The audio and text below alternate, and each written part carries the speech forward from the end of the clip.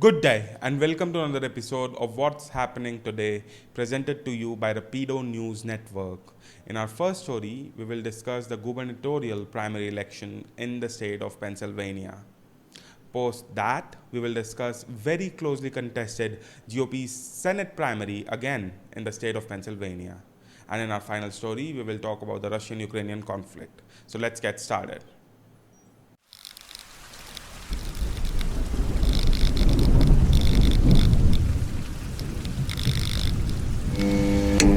In our first story, we will discuss the primary gubernatorial election in Pennsylvania, which remains a toss up as the 2020 presidential election denier wins the Republican nomination for the governor of the state.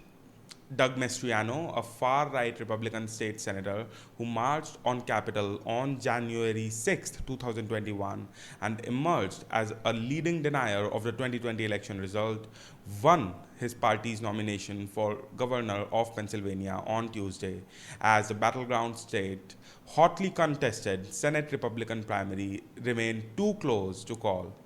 More on that in a bit.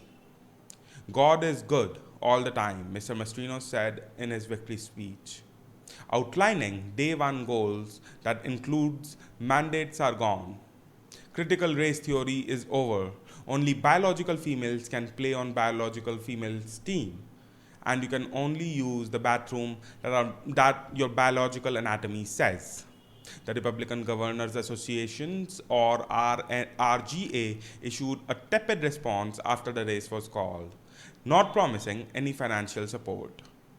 The RGA remains committed to engaging in competitive gubernatorial contests, the group's executive director, Dave Rexroad, said in a statement. In our next story, on the razor-thin Senate primary race between Pennsylvania Senate GOP frontrunners Dr. Mehmet Oz and Dave McCormick may be headed for a recount as the candidates sit just 10th of a percentage point apart in election night returns as of early Wednesday morning. The automatic recount threshold in the state of Pennsylvania is 0.5%. That means depending on where any still outstanding ballot fall, voters could be waiting days to find out who will face the Democratic nominee, who is the incumbent Lieutenant Governor of the state, John Fetterman, in an open seat race that's crucial to control the US Senate. So we are not going to have a result tonight. When all the votes are tallied, I am confident we will win, Dr. Oz told his supporters at election night party. Former President Donald Trump, however, did put in a last-minute pitch for Dr. Mehmet Oz, the Senate candidate he endorsed in Pennsylvania's very crowded, combative, and extremely expensive GOP Senate race. This is Donald Trump urging you to vote for Dr. Oz on Tuesday, the former president said in an automated call on behalf of Dr. Oz on the eve of Tuesday's primary in the key battleground state. Now, in our final story on the Russian Ukrainian conflict, Finland and Sweden formally submitted their bids for NATO membership on Wednesday morning, casting aside decades of strategic neutrality to embrace the military alliance in a stunningly swift transformation prompted by Russia's invasion of Ukraine. Finnish and Swedish envoys delivered letters expressing their nation's interest in joining NATO to Secretary General Jens Stoltenberg at the alliance's headquarters in Brussels. Mr. Stoltenberg has said that NATO would seek to admit both nations in a fast-track process.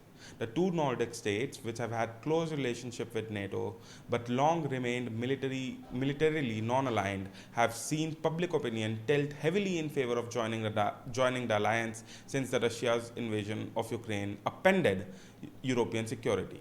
If both the nations are admitted, it would mark NATO's most significant expansion in nearly 2 decades, increasing the organization's membership to 32 nations and adding hundreds of additional miles of border with Russia.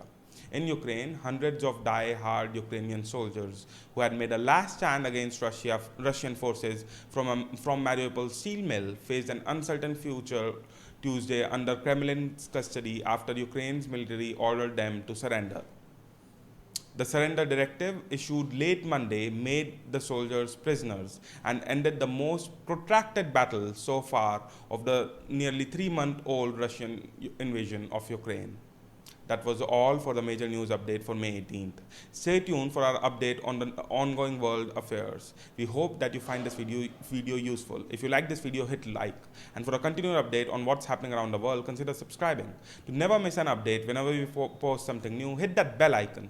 If you have any comments or any suggestions for us, please let us know in the comment sections below. Thank you.